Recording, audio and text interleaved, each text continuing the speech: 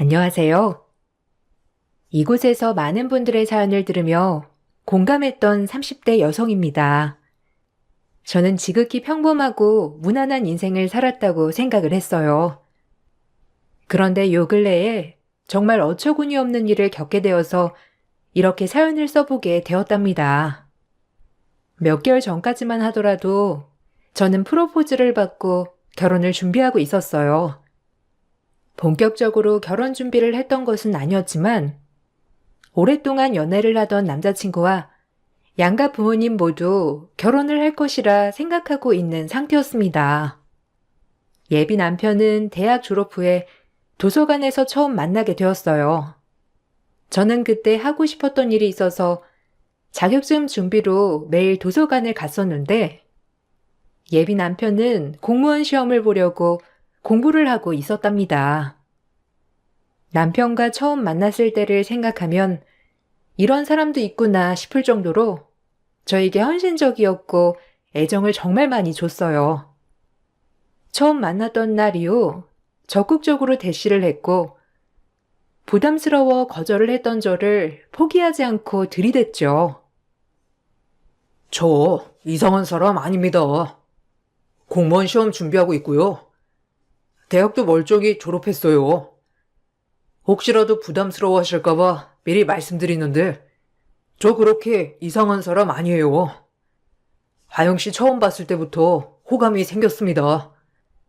지금은 공무원 시험 준비하는 입장이라서 당당하게 들이댈 수 없지만 저 공무원 시험 합격만 하면 화영 씨랑 만나보고 싶습니다. 화영 씨는 어떻게 생각하세요? 아, 지금 당장 만나달라는 말이 아니라 그냥 친하게 지내자고 하는 거예요. 화영 씨는 무슨 공부 하시는 거예요? 아, 저는 지금 준비하고 있는 일이 있어서요. 자격증 공부하고 있어요. 근데 공무원 시험 준비하시는 거면 지금 이렇게 오셔서 저랑 얘기 나눌 때가 아닌 거 아니에요? 제 친구도 공무원 시험 준비하고 있는데 저랑 만날 틈도 없이 엄청 열심히 공부하던데. 그리고 전 아직 남자친구 만날 생각도 없어요. 에이, 제가 연애하자고 하는 게 아니잖아요. 같이 도서관에서 열심히 공부하고 있으니까 동병상련의 입장에서 친하게 지내자는 거죠. 화영 씨는 어디 살아요? 저는 요 근처에 살고 있어요. 뭐 남들은 공무원 시험 준비한다고 하면 고시원에 들어가서 하루 종일 공부한다고 하는데 솔직히 전 그건 안 맞고 제 스타일대로 공부하고 있어요. 이래봬도 저번에는 첫 시험이었는데 몇 점 차로 아쉽게 떨어졌다고요. 그럼 더 아쉬워서 열심히 공부해야 하는 거 아니에요? 이렇게 저랑 노닥거릴 시간도 없으실 것 같은데. 저 연애하고 싶은 생각도 없고요. 누구랑 친하게 지낼 생각도 없어요. 저도 준비하고 있는 공부가 있어서 자꾸 이렇게 말 거시면 여기는 못 올 것 같네요. 아, 하영 씨, 너무 그렇게 냉정하게 보지 마시고요. 그냥 편하게 밥도 한번 먹고 커피도 한 잔 마시고 하면 좋잖아요. 저도 여기서 오래 공부하면서 이렇게 말 걸어본 적 처음이거든요. 누가 저랑 같이 연애 지금 당장 하재요? 그냥 서로 알아가면서 친하게 지내자는 건데. 보니까 화영 씨도 늘 혼자서 와서 공부하다 가잖아요. 혼자서 밥도 먹고 그렇게 하면 안 외로워요? 그냥 여기서라도 친하게 지내자고요. 예비 남편은 제가 아무리 쌀쌀맞게 굴어도 능글맞게 와서 농담도 던지며 저와 친해지려고 노력했어요. 한 달이 지나고 두 달이 지나고 반년이 지나도록 아랑곳하지 않고 점심시간이면 같이 밥 먹자며 다가오고 갈 때가 되면 집까지 데려다 주겠다며 호들갑 떠는 예비 남편을 보면서 조금씩 마음이 열리기도 했습니다. 그렇게 저는 도서관에서 처음 만났던 그 사람과 연애를 시작하게 되었어요. 연애를 시작하면서 전 예비 남편이 공무원 시험을 준비하는 걸 도와주려고 자격증에 합격하고서도 매일 도서관에 같이 가주었어요. 공부하는 예민한 편 옆에서 같이 공부도 하고 중요하다는 건 정리도 해주고 도시락도 싸주면서 남편을 내조했습니다. 남들처럼 달달한 연애를 했던 건 아니었기 때문에 항상 저에게 미안하다며 말을 했지만 전 그런 것도 데이트라 생각하면서 행복하게 보냈어요. 화영아, 이렇게 매일 도서관만 오는 거 지겹지 않아? 남들은 연애한다고 하면 놀이공원도 가고 바다도 가보고 여행도 가보고 그러잖아. 근데 우리는 벌써 6개월이나 사귀었는데도 어디 한 곳 가본 적도 없고 매일 이렇게 도서관만 오는데 미안해. 내가 공부하고 있으니까 너까지 이렇게 고생하는 것 같아서. 괜찮아. 원준 씨 이제 시험 얼마 안 남았잖아. 작년에 아쉽게 떨어졌다며. 이번에는 열심히 공부했으니까 잘 될 수 있을 거야. 다른 것보다 얼른 원준 씨가 원하는 시험 합격해서 그 다음에 열심히 놀 수 있었으면 좋겠어. 그러니까 미안해 하지 말고 열심히 공부해. 다른 건 내가 잘 챙겨줄 테니까 걱정하지 말고. 와, 나는 화영이 안 만났으면 어쩌을까 싶네. 처음 도서관 왔을 때부터 내가 딱 알아봤다니까. 그래도 이렇게 고생하지 말고 도서관은 안 와도 돼. 아, 그러면 아예 만날 시간이 없나? 그럼 점심 먹을 때만 와. 화영아, 내가 열심히 공부해가지고 빨리 합격할게. 합격하고 나면 여기저기 놀러도 다니고 신나게 데이트하자. 근데 오늘 점심은 뭐야? 어제는 영 부실하긴 하더라. 공부하다가 배고파가지고 집중이 잘 안 되더라고. 아니, 화영이한테 뭐라고 하는 게 아니라 좀 든든하게 먹을 수 있으면 집중도 잘 되고 좋잖아. 아, 오늘 점심? 오늘 그냥 떡갈비랑 밥이랑 싸웠는데 이것만 먹으면 부족해? 그래도 너무 배부르게 먹으면 졸린다고 해서 신경 써서 싼 건데. 부족하다고 하면 내가 좀 더 많이 싸볼게. 안 그래도 원준 씨 중간에 출출이 하는 거 같긴 하더라. 그래서 과일 좀 싸왔거든? 나중에 배고프면 그거 먹으면 되니까 말해줘. 과일? 아, 그거 화장실 많이 가서 별론데. 어쨌든 화영이가 많이 신경 쓴 것 같아서 기쁘다. 역시 화영이밖에 없어. 엄마한테도 네 얘기 진짜 많이 했다? 엄마가 그런 거 살뜰하게 챙기니까 너무 좋대. 화영이 벌써부터 엄마한테 점수 땄네? 나중에 엄마가 화영이 진짜 잘해줄 거야. 그때는 예비 남편이 준비한다는 공무원 시험 내조를 해주는 게 전 사랑이라 생각을 했어요. 매일 도서관에서 공부만 하는 남편을 보기 위해서는 같이 도서관으로 갈 수밖에 없었죠. 남편은 생각보다 집중을 잘 못했고 공부하면서 졸기도 하고 딴짓을 하기도 했어요. 그런 모습을 보던 전 불안하기도 했지만 옆에서 집중할 수 있게 도와주기도 했습니다. 점점 도시락을 싸가도 메뉴가 부실하다, 맛이 없다며 불평하는 예비 남편의 모습을 보면서 서운하기도 했지만 중요한 시험을 앞두고 있었기 때문에 예민할 수 있겠다 생각을 했어요. 그렇게 시험을 보게 되었는데 결과는 합격하지 못했죠. 전에 비해서 성적이 정말 많이 올랐지만 하나 차이로 떨어지게 되었답니다. 원준 씨, 괜찮아. 이것 봐, 하나 차이밖에 안 나잖아. 다음에는 진짜 합격할 수 있겠다. 그렇지?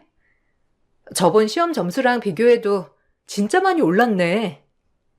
원래 공무원 시험은 장기간으로 봐야 한다잖아. 원준 씨도 그 전에 공부했던 게 아니라서 3, 4년은 공부할 생각이었다며. 너무 상심하지 마. 내가 보기에는 원준 씨 열심히 잘 본 것 같아. 아, 너무 아깝다. 하나만 맞았어도 합격하는 건데. 아니, 그러게. 내가 도서관 오지 말라고 했었잖아. 하영이 넣으면 집중도 안 되고 신경 쓰여서 내가 그런 말 했던 건데. 아, 내가 아무리 3, 4년 계획하고 있었다고 하지만 솔직히 이번에는 합격할 줄 알았거든? 와, 근데 이렇게 성적으로 보니까 더 마음 아프네. 아, 오늘은 친구들이랑 한잔하고 좀 쉬어야겠다. 아, 화영아, 미안. 내가 예민해서 그냥 말이 헛나왔나 봐. 그런 식으로 말하려고 한 건 아닌데. 알지? 내가 너 만나서 더 열심히 공부하고 마음 잡았잖아. 내일부터 공부할 거거든. 근데 점심을 좀 일찍 먹으려고. 11시에는 도시락 가지고 와줘. 그래. 원준 씨도 열심히 했으니까 상심한 거 나도 알고 있어. 오늘은 푹 쉬어. 나도 그냥 가볼게. 원준 씨, 나 때문에 집중 안 되면 도시락도 그냥 가지고 안 가는 게 나을 것 같아. 괜히 내가 가서 원준 씨 집중하고 있는 거 깨트리는 거일 수도 있는 거잖아. 내가 그건 생각도 못 했네. 에이, 무슨 소리야. 네가 도시락 싸주니까 내가 점심 든든하게 먹는 거지. 오늘 술 마시면 내일은 해장해야 되겠다. 저번에 화영이가 만들어준 육개장 맛있더라. 그거 내일 끓여서 가져다 줄 수 있어? 아, 그리고 내 친구도 내일은 자격증 준비한다고 같이 도서관에서 공부할 거거든? 2인분으로 가지고 와야 되는 거 알지? 예비 남편은 그 후 2번의 시험을 떨어지게 되었어요. 처음 떨어졌을 때는 금방 정신을 차렸지만 2번의 시험에 떨어지고 난 후에는 정신을 차리지 않는 듯 했죠. 시험에 떨어진 이후에도 도서관은 매일 왔지만 집중은 전보다 하지 못했고 매번 친구들을 불러내 조금 공부하다가 친구들과 놀다가 시간을 보내는 날이 많아졌어요. 그것 때문에 저도 많이 싸웠지만 예비 남편은 정신을 차리지 못했죠. 그러던 중 도서관 근처로 오셨던 예비 시모와 만나게 되었습니다. 마치 절 이미 며느리라도 되는 것처럼 대하시더라고요. 원준이 요즘 어떠니? 공부는 열심히 하는 거 같니? 아니, 내가 보니까 매일 친구들 불러다가 노느라고 바쁜 거 같아가지고 말이야. 나도 나지만 너도 원준이가 시험 붙어서 일하고 다니는 거 원하지 않니? 그러면 너도 옆에서 빨려야 할 거 아니야? 저렇게 매번 친구 불러 놀고 다니는 거 그냥 둘 거니? 도시락만 싸들고 다니면 뭐해? 정작 제가 정신 못 차리고 있는데 너라도 옆에서 다독여서 공부하게 시켜야지. 지금 뭐하고 있는 거야? 너 제 공무원 합격 안 시킬 거야? 아, 저도 계속 말은 하고 있지만 제가 굳이 화를 내고 싸우면서 그래야 할 건 아닌 것 같아서요. 원준 씨한테도 계속 말은 하고 있어요. 저번에 시험 못 본 게 자꾸 걸리는지 자리에 앉으면 집중을 못하는 것 같더라고요. 안 그래도 도서관을 다른 곳으로 옮기던가 해야 될 것 같다고 말하고 있습니다. 뭐 다른 곳으로 옮기면 네가 돈이라도 내줄 거야? 에휴, 제 집에도 좀 가서 청소도 해주고 빨래도 좀 해주고 그래야지. 여자친구가 된 게 고작 도시락만 싸고 다니면 되겠어? 이런 것도 주변이 편한 애야. 남자는 집중해서 자기 할 일 찾고 그러는 거야. 도시락만 싸주지 말고 애가 공부하고 있을 때는 가서 청소랑 빨래랑 좀 해주고 그래라. 어차피 너 원준이랑 결혼할 생각 아니니? 니들 나이도 있고 30대 되기 전에 결혼은 해야 되잖아. 제가 지금 일을 하고 있어서요. 다행히 직장 다니는 게 아니라서 좀 시간이 여유롭긴 하지만 제가 원준 씨 집에 가서 청소하고 빨래하고 그렇게 하기는 어려워요. 도시락도 요즘은 겨우겨우 싸고 있긴 한데 너무 걱정되시면 그냥 제가 여기 안 오는 게 나을 것 같아요. 그럼 제가 도시락 직접 싸고 다니라는 거야? 아니면 사 먹고 다니라고? 아이고, 공부하느라 힘든 애한테 밖에서 사 먹으라는 말이 나오니? 너는 참 도시락 싸는 게 뭐 별거라고. 나중에 너 원준이랑 결혼하면 아침부터 싹 다 차려야 하는데 그건 어떻게 하려고 그래? 그나마 원준이 입맛이 안 까다로우니까 다행이지. 어쨌든 너 이렇게 해놓고 원준이 공무원 안 되면 결혼 안 하겠다 입싹 닦는 거 아니지? 나 지켜볼 거야. 첫 만남부터 예비 시모는 저에게 예비 남편의 내조를 더 해야 한다고 강요하셨어요. 그때는 어버버 하면서 알겠다고 했지만 점점 생각을 해보니 아무 사이도 아닌 단지 여자친구였을 뿐인데 그렇게까지 해야 하는지 의문이 들더라고요. 예비 남편과의 관계에 회의감이 느껴질 때쯤 어찌된 일인지 예비 남편은 갑자기 정신을 차리고 열심히 공부를 하기 시작했어요. 나중에 물어보니 제 태도가 변하는 걸 보고 깨달았다며 얘기를 해 주더군요. 요새 나 진짜 열심히 하는 거 같지 않아? 솔직히 저번에 시험 떨어지고 나서 다 포기할까 싶었는데 화영이 하는 거 보고 내가 정신 차렸지. 내가 조금만 더 그랬더라면 화영이 너 나 떠났을 거잖아. 엄마가 그러더라. 엄마가 너한테 이런저런 말해봤는데 너 마음 떠난 거 같다면서. 나 그 말 듣고 얼마나 시겁했는데. 나 앞으로 진짜 열심히 할 거야. 그래서 요즘 열심히 하는 거야? 안 그래도 물어보고 싶었는데 요즘은 친구들도 안 부르고 밥도 군말 없이 먹고 있잖아. 그래서 그런 거야? 원준 씨, 근데 진짜 열심히 해야 돼. 아깝게 떨어지긴 했지만 원준 씨 요새 통 공부도 안 했고 작년에도 솔직히 이거 아니면 안 되겠다는 심산으로 공부한 건 아니었잖아. 앞으로 더 열심히 해야 될 것 같아. 알아. 내가 딱 정신 차렸다니까. 안 그래도 너한테 고맙게 생각하고 있어. 내가 진짜 열심히 해서 공무원 시험 꼭 합격하면 너한테 당당하게 프로포즈 할 거야. 우리 벌써 사귄 지 2년이나 넘었어. 화영이 하는 일도 잘 되고 있는데 내가 부끄럽게 하지 않아야지. 일하면서 나 내조해주느라 바쁜 거 다 알고 있어. 도시락도 한 번도 빠짐없이 다 싸주고 정말 고마워. 알면 좀 열심히 해. 원준 씨 도시락 싸는 건 내 마음이라 정성 다 담아서 싸주는 거야.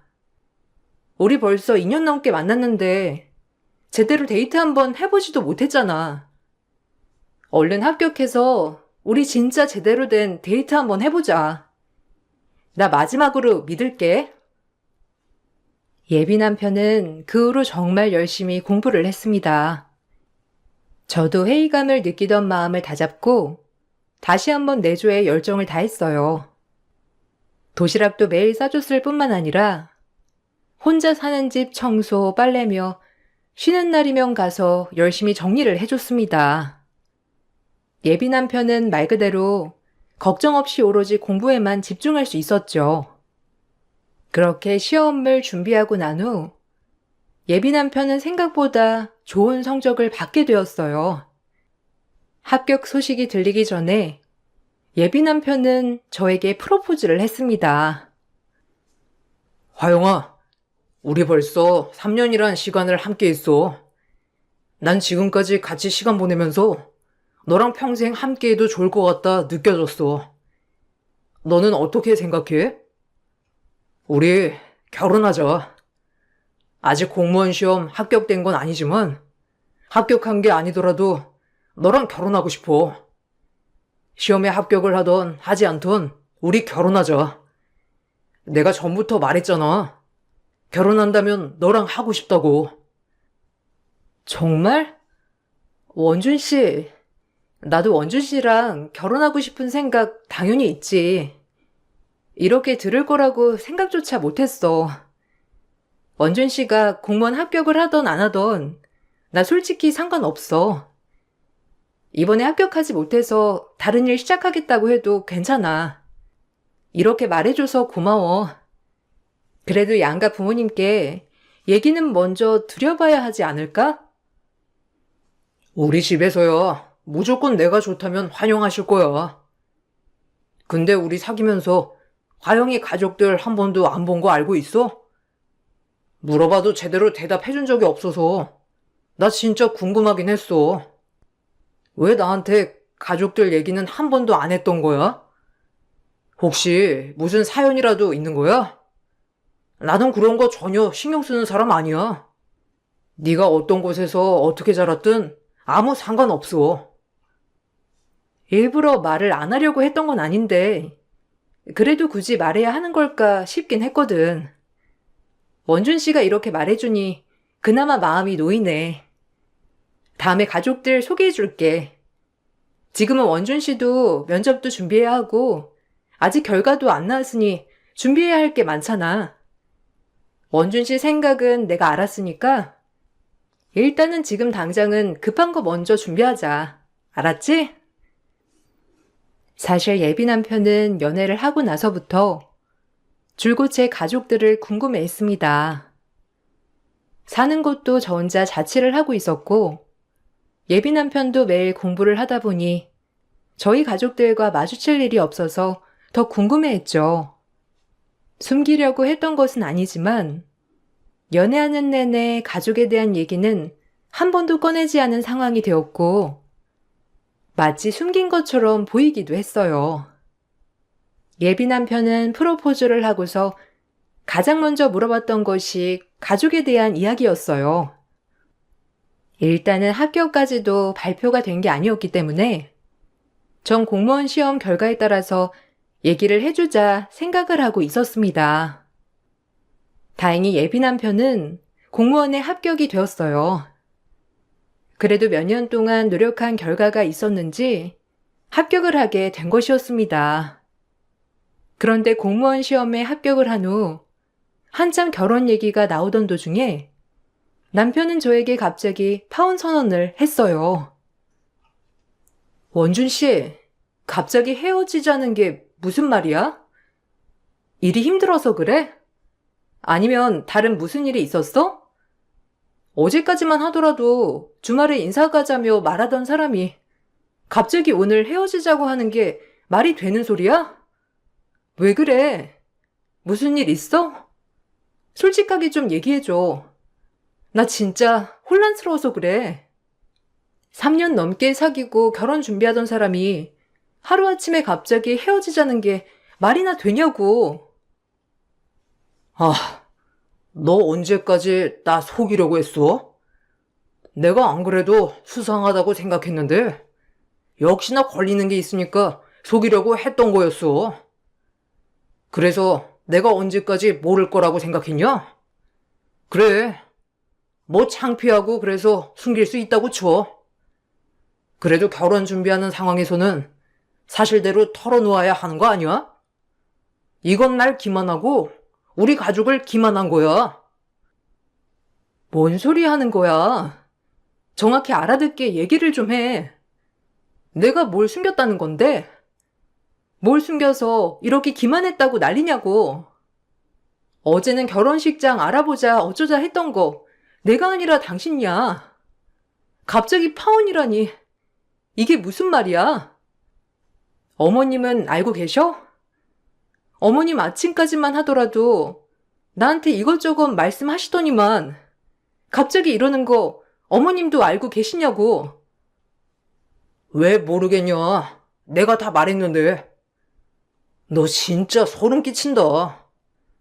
겉으로 하는 건 다 깔끔하고 멀끔하게 잘하고 다니더니만 다 사치였어? 내가 그것도 모르고 너랑 결혼했으면 배가 망신할 뻔했네. 너 내가 조회해보니까 기초수급자더라. 참나. 기초수급자 주제에 결혼까지 하려고 숨겼던 거냐? 진짜 소름 끼친다. 더 할 얘기도 없고 네 변명 들을 것도 없을 것 같으니까 그만 말하자. 그나마 그동안 애정 갖고 사귀었던 세월이 있어서 이 정도로 넘어가는 거지. 너 이거 사기죄야. 알아? 뭐? 기초수급자? 당신 혹시 내 정보 가지고 조회해 본 거야? 조회해 보고서 나한테 그런 말 하는 거 맞아?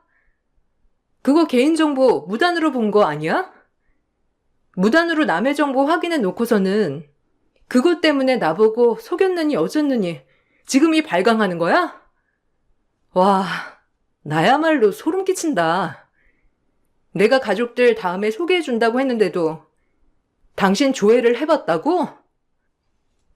야, 네가 쪽팔리니까 나한테 말을 안 했겠지. 됐다. 조회 본 거 가지고 길길이 날뛰는 이유가 있겠지. 기초수급자라니. 참나. 야, 너는 너네 집 형편 좀 생각해. 멀쩡히 옷도 바꿔가면서 입어서 잘 사는 줄 알았더니만.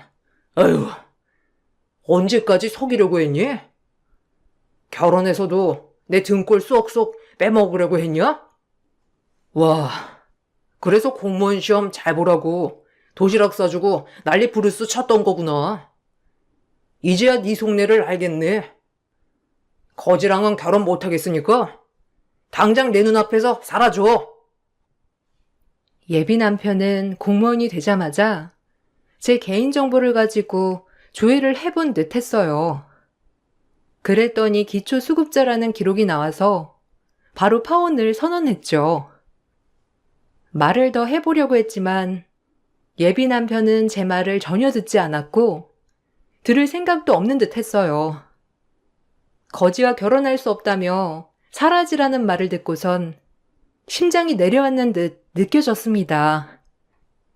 그렇게 매일같이 전화 오던 시모도 그 이후로는 한 통의 전화도 없었죠. 몇 년 동안 내조하며 노력했던 게 이렇게 무시되는구나 싶어 비참한 마음이 들기도 했어요. 그렇게 다시 1년이 지나 전 시청에 볼 일이 있어 방문을 하게 되었습니다. 그런데 인사 이동이 있었는지 마침 거기에도 예비 남편이 있더라고요. 절 발견하자마자 한숨을 푹 쉬더니 제 곁으로 다가와 어처구니 없는 말을 했습니다. 와, 아직도 너 나 쫓아다니냐? 안 그래도 내 뒷주사하는 사람 있다고 하길래 너구나 싶었는데 왜? 내가 마음 바뀌었을까봐? 아, 네가 기초수급자인데 뭘 내가 마음이 바뀌겠니? 끼리끼리도 몰라?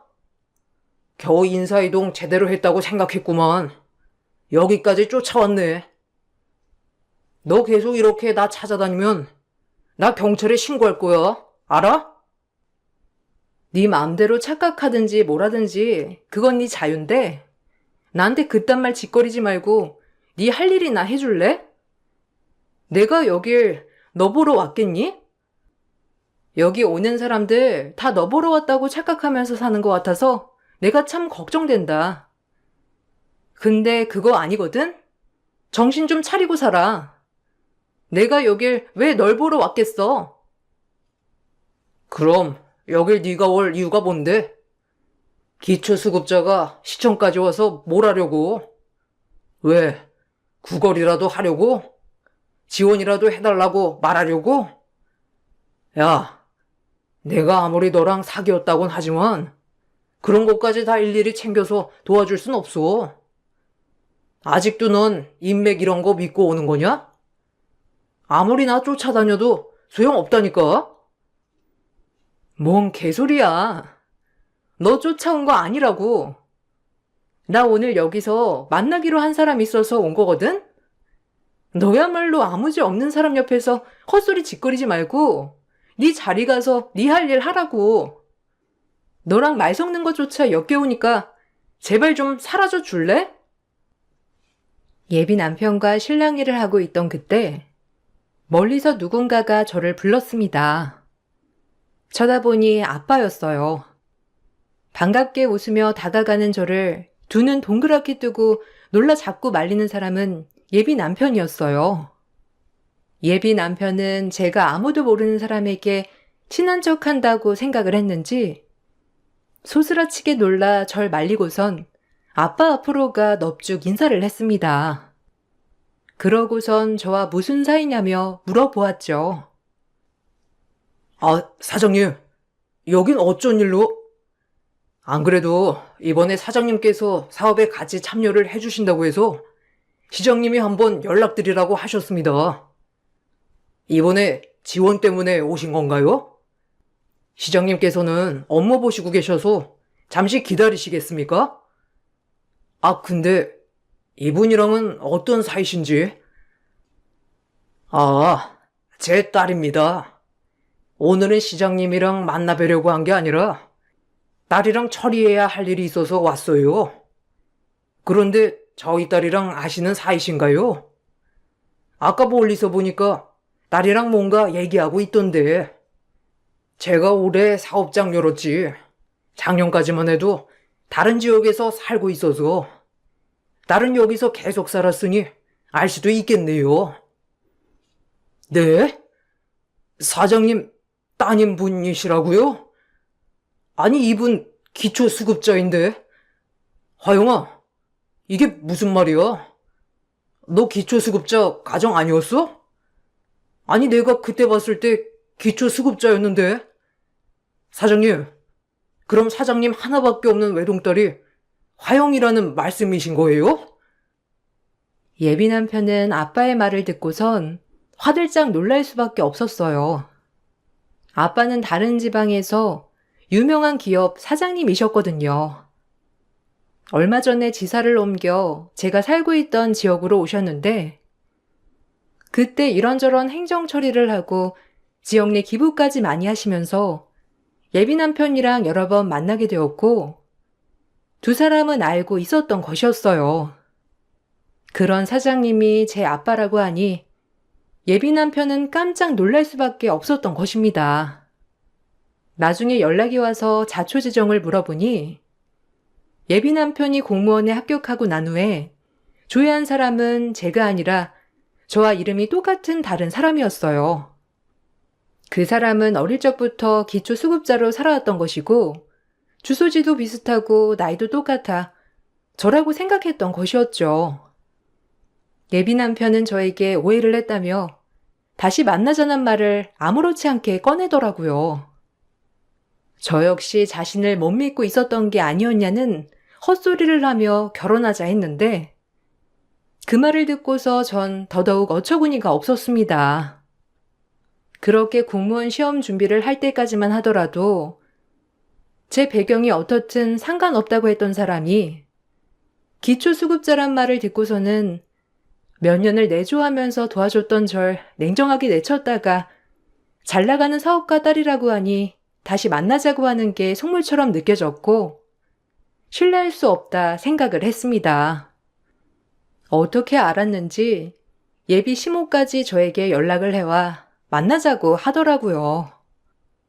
남편이 파혼을 통보한 이후에 한 번도 연락하지 않았었는데 아마 예비 남편에게 듣고 나서 부랴부랴 연락을 한 듯 싶었습니다.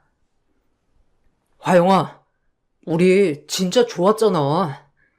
솔직히 그때는 나도 너무 힘들었고 공무원 시험 너무 힘들어서 정신이 없어서 그랬던 거야.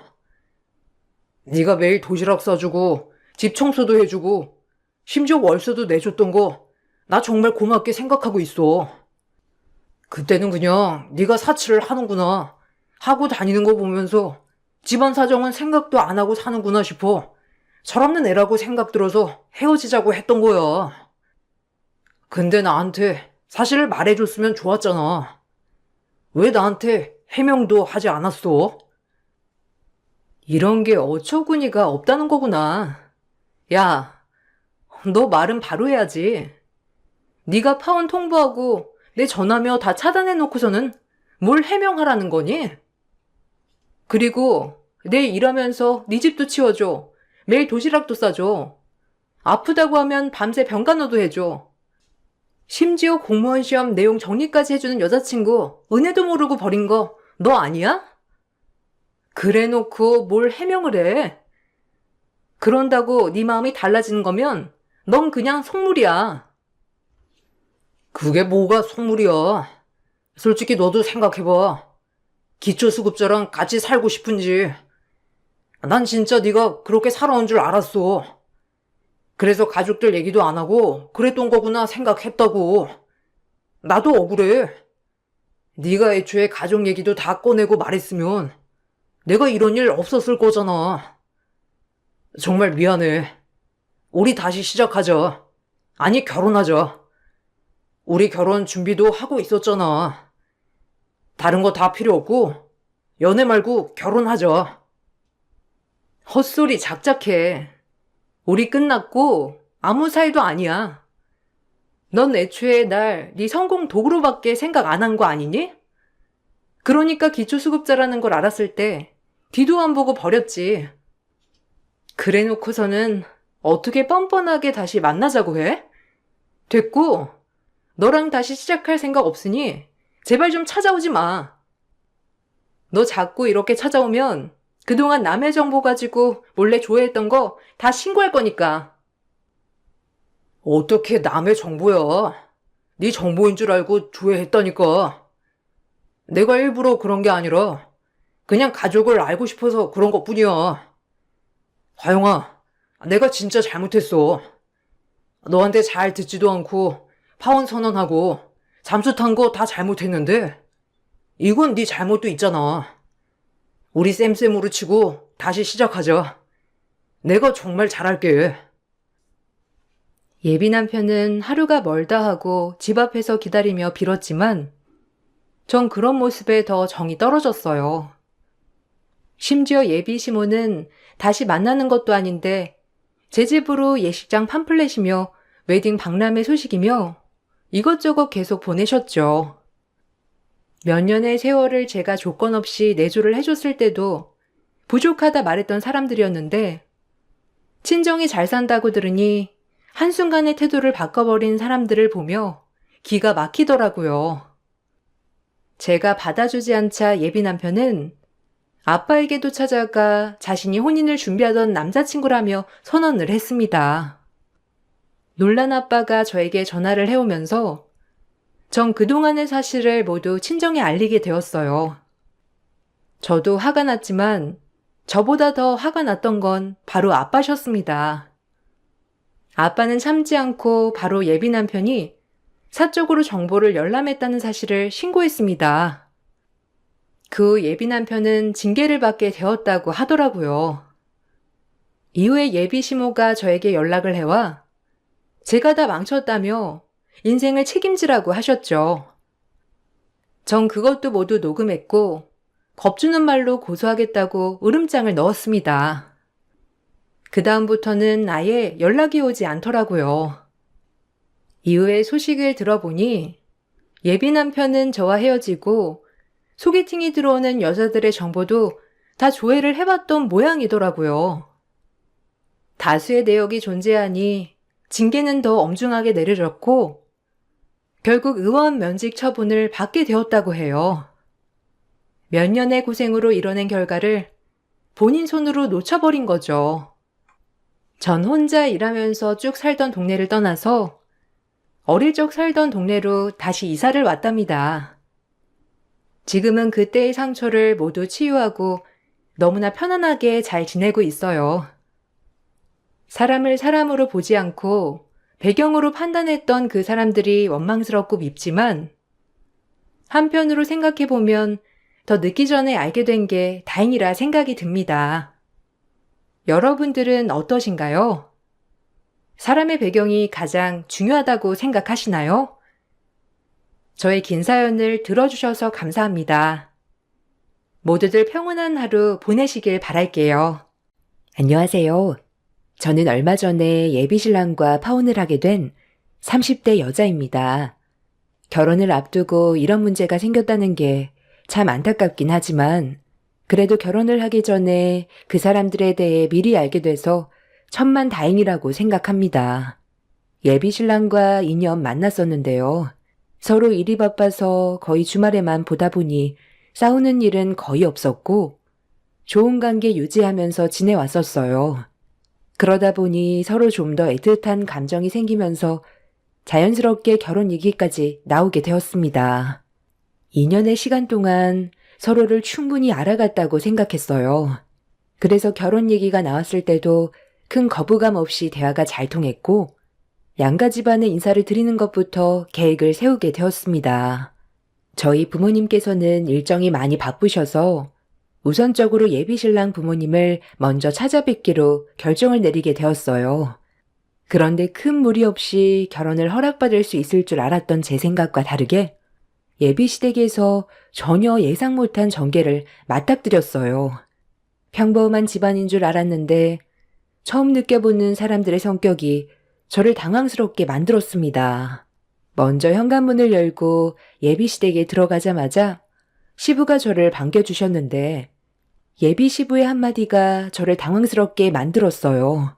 보통은 초면에 가볍게 인사를 주고받는 게 보편적인데 예비 시부는 저를 위아래로 훑어보시더라고요. 저를 바라보는 시선이 상당히 불편했었고 음흉한 눈빛은 온몸에 소름이 돋을 만큼 기분이 안 좋았습니다. 그렇게 1차적으로 시부와 인사를 나눈 뒤 구두를 벗고 거실로 들어가자 예비 신우가 저를 반겨주더라고요. 그런데 예비 신우의 첫마디를 듣는 순간 경악을 했고 제 두 귀를 의심할 정도로 또 한 번 충격을 받았습니다. 우리 엄마는 골반 큰 여자를 좋아하는데 오빠가 데려온 이분은 골반이 너무 작다. 솔직히 좀 실망스러운데? 오빠가 눈이 이 정도로 낮을 줄 몰랐어. 야, 오늘 처음 인사 오는 자리인데 말 좀 가려서 하지. 내가 항상 얘기했지. 여자는 입이 이뻐야 된다고 했는데 너는 입만 열면 싸구려냐? 아니, 내가 뭐 어때서. 요즘 내 또래 다들 그래. 가식적인 모습 정말 싫어하거든. 뭐든 솔직한 게 좋은 거지. 그래야 본인도 뭐가 문제인지 아는 거잖아. 그건 너 생각이지. 생각 없이 뱉은 한마디에 상대방은 상처를 받을 수 있다는 거 몰라? 내가 봤을 때 너는 평생 결혼을 못할 것 같다. 너 같은 성격 누가 받아주겠냐? 지금부터 입도 뻥끗하지 말고 그냥 가만히 있어. 오늘 우리 집에 온 손님이야. 쓸데없이 한마디만 더 하면 가만 안 둔다. 예비 신우의 입은 상당히 거침이 없었어요.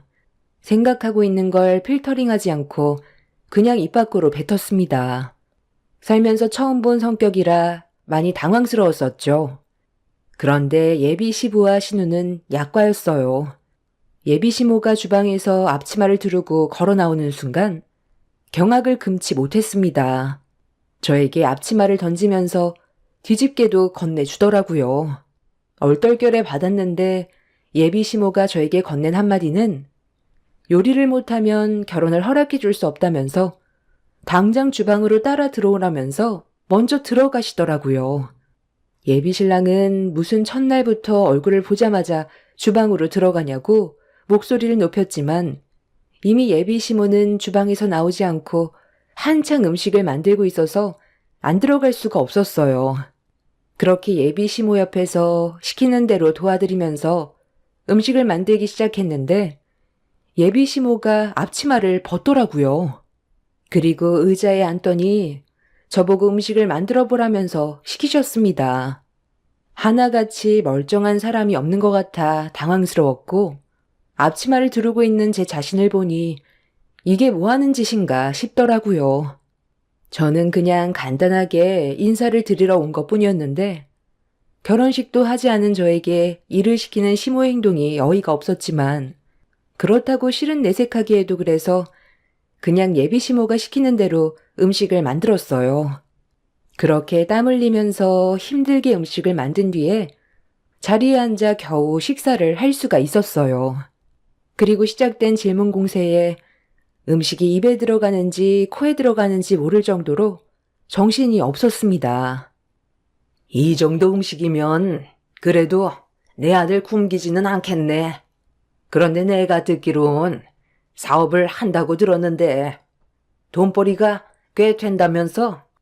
요즘도 내 일이 그렇게 잘 되나? 아유, 말도 마. 손님이 줄지어 들어온다던데? 나도 조만간 가서 관리 좀 받아야 되겠다. 그렇게 해도 되는 거죠. 오늘 인사 온 거 우리 오빠랑 결혼하려고 온 거면 이제부터 식구나 다름없는 거지. 안 그래요? 우리 엄마는 좋겠네. 그래도 매번 관리받을 수 있잖아. 내일이 은근 비싸다니까. 오빠랑 결혼하면 새언니한테 용돈도 받을 수 있는 건가? 밥부터 좀 먹으면 안 될까? 아, 오늘 다들 왜 그래? 가볍게 인사만 하려고 온 건데 왜 이렇게 부담을 줘요? 엄마 때문에 이러다 결혼도 못하겠어. 나도 며느리 덕 좀 봐야지. 남자들도 관리받으러 자주 오나? 나도 이참에 며느리한테 관리 좀 받아볼까? 용돈도 좀 받고 그래야 살맛나지 않겠어? 예비시댁에 인사를 오자마자 남자친구와 결혼하고 싶은 생각이 싹 사라져 버렸어요. 제가 네일숍을 운영하고 있긴 하지만 손님이 그렇게 많은 것도 아닌데 남자친구가 너무 과장되게 얘기를 해놓은 상태였어요. 예비시댁에 들어오면서부터 계속 난감한 상황만 발생이 되고 있어서 기분이 상당히 안 좋았어요. 처음에는 그래도 웃으려고도 했었는데 예비시댁이 손님을 대하는 행동이 상식 이하인 것 같아 표정 관리가 안 되기 시작했고 더는 있고 싶지도 않았습니다. 그렇게 억지 웃음을 보이면서 시간을 보낸 뒤 겨우 인사를 드리고 빠져나올 수 있었는데 저를 집에까지 바래다 주겠다고 따라 나온 예비신랑과 현관문을 나서자마자 곧장 공원으로 향했어요. 이 문제에 심각하게 대화를 해야만 되는 상황이었습니다. 예비신랑은 제가 어떤 감정 상태였는지 전혀 눈치를 못 채고 있었어요. 아까 우리 집에서 화난 거 있었어? 갑자기 표정 관리 안 되는 거 보니까 나도 난감하더라고. 그래도 최대한 좋게 풀어보려 했는데 네가 급격하게 말수가 적어지다 보니까 우리 엄마가 많이 불편해하는 것 같더라. 그래도 우리 가족들 상당히 밝고 괜찮지? 다들 솔직해서 그렇지. 성격은 정말 좋아. 너는 분위기 파악이 전혀 안 돼? 내가 왜 기분이 안 좋은 것 같아? 거짓말은 하지 말았어야지. 너무 과장되게 얘기해서 내가 할 말을 잃었잖아. 내일 봤는데 무슨 줄까지 선다고 그래. 나에 대해 좋게 얘기해 주려 했던 건 고마운데 너무 과장되게 얘기하면 실망도 크다는 거 몰라?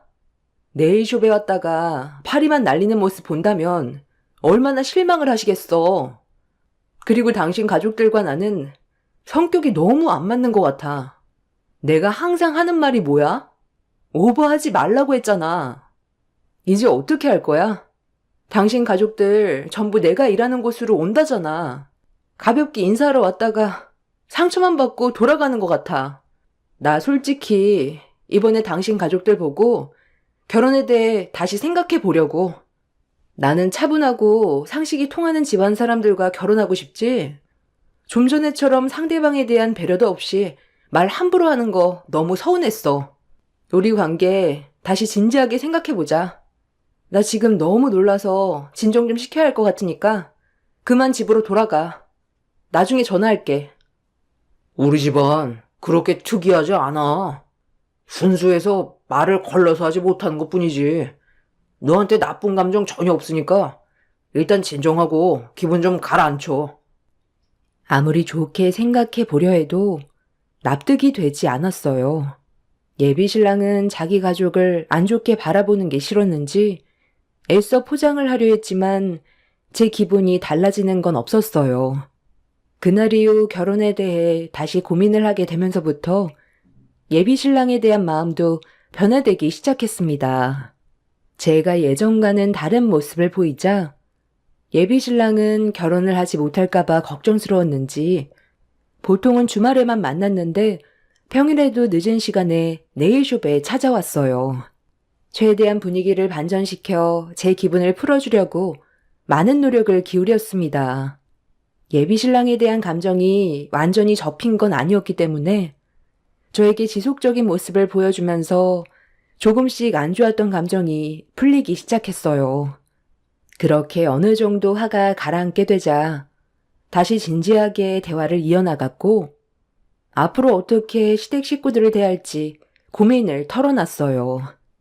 예비 신랑은 자기가 알아서 다 한다고 저보곤 전혀 신경 쓰지 말라고 얘기했지만 분명 똑같은 일이 반복이 될 게 뻔해 보였어요. 예비 신랑이 시댁 식구들의 문제점에 대해 설명한다고 해서 달라질 것 같지는 않았어요.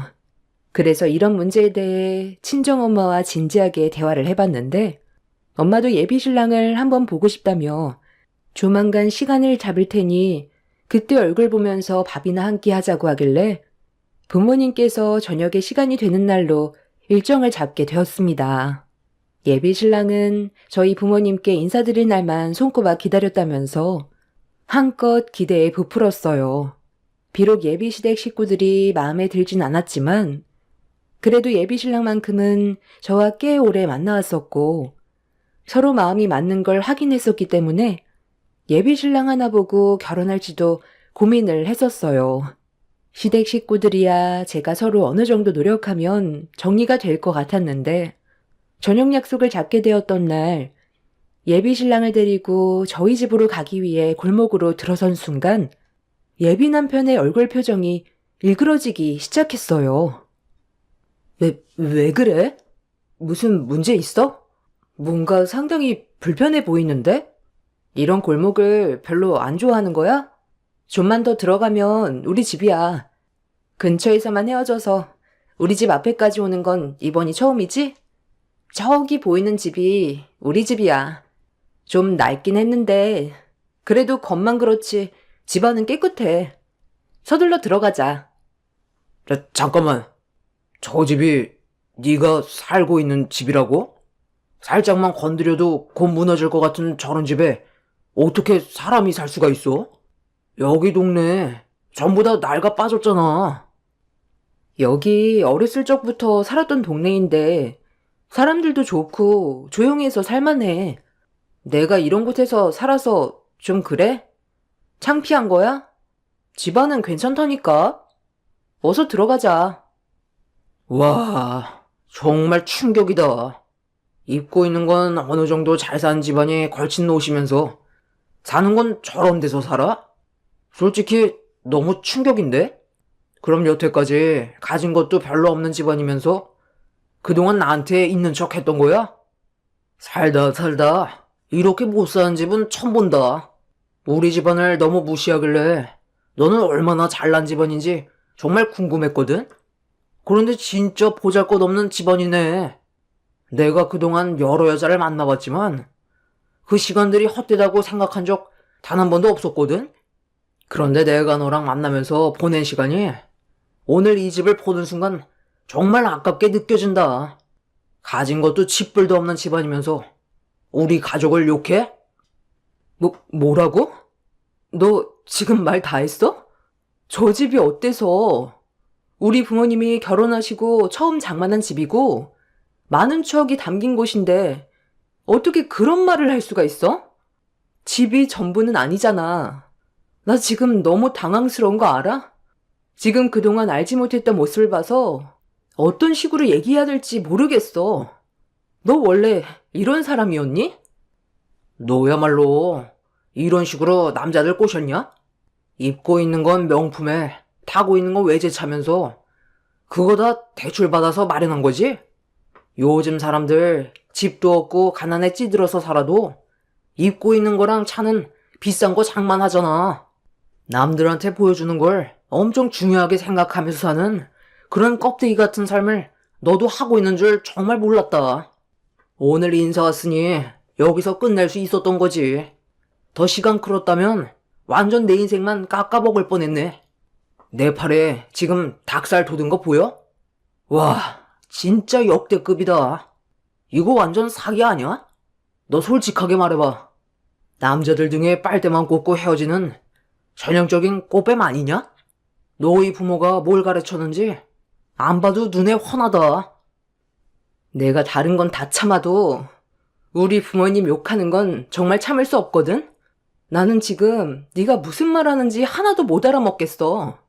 도대체 우리 집안이 뭐 어떻다는 건데? 저 집 하나 보고 우리가 가난한 인생이라고 판단한 거야? 너 이 정도밖에 안 되냐? 내가 그동안 너한테 보여준 것만도 충분하다 생각했는데 너는 나를 그냥 아예 결혼하면 돈벌이 수단으로만 생각하고 있었네. 아무리 오해를 했다 해도 이건 아니지 않아? 너희 집안도 잘 사는 형편은 아니면서 지금 이 태도가 뭐야?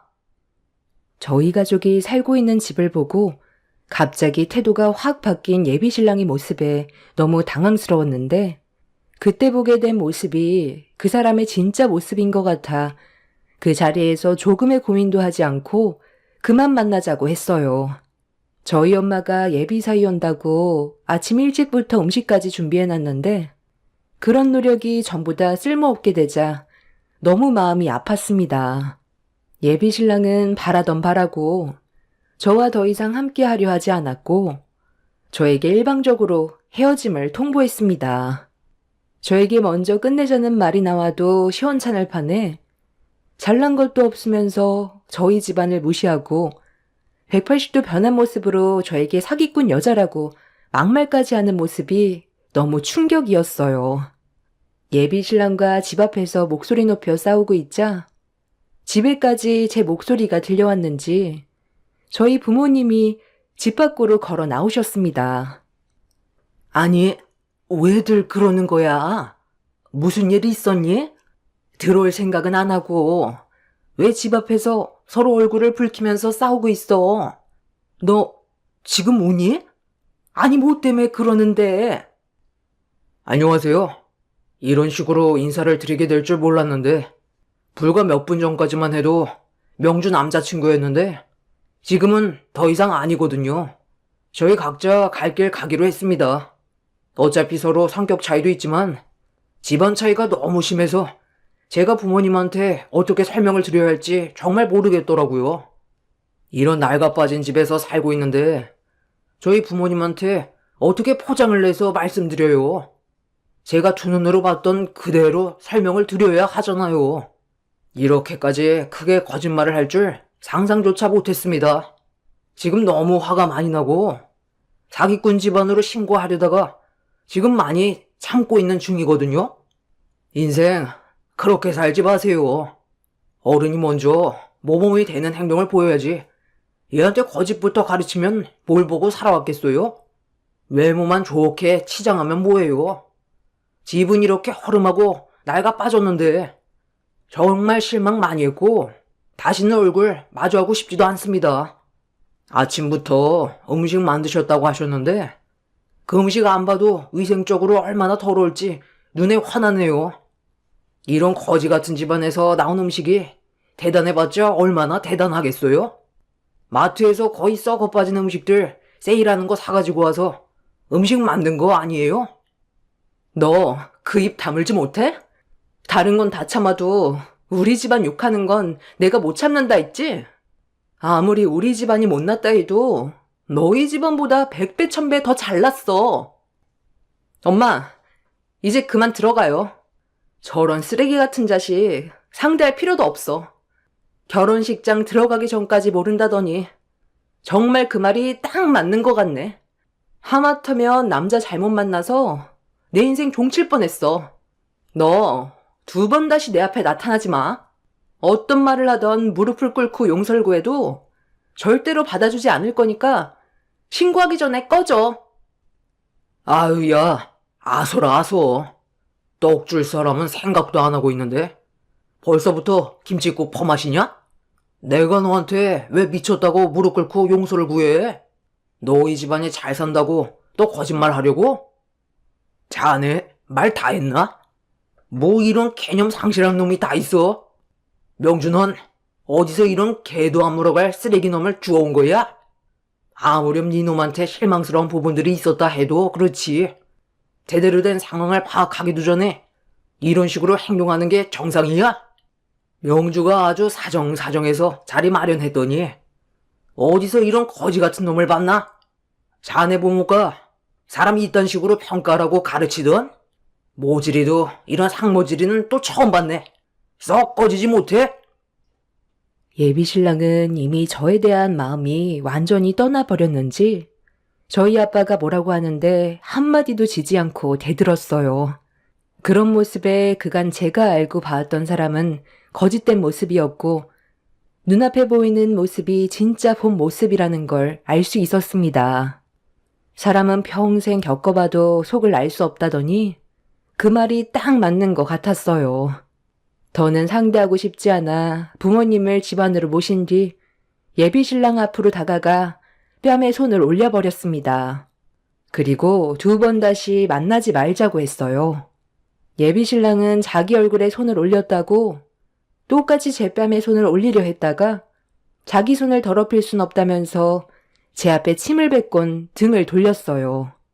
그런데 엄마가 화가 많이 났는지 다시 밖으로 나오시더니 한쪽 손에 서류 하나를 들고 나왔습니다. 그리곤 등을 돌린 예비 신랑을 돌려 세운 다음 손에 쥐고 있던 서류로 사정없이 뺨을 후려쳤어요.